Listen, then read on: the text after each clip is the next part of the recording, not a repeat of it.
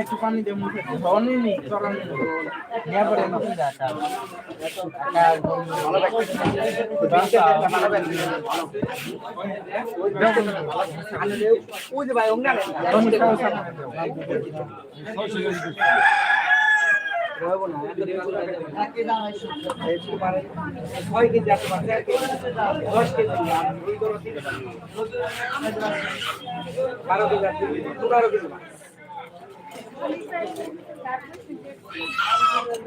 uncle বলেন কেমন piece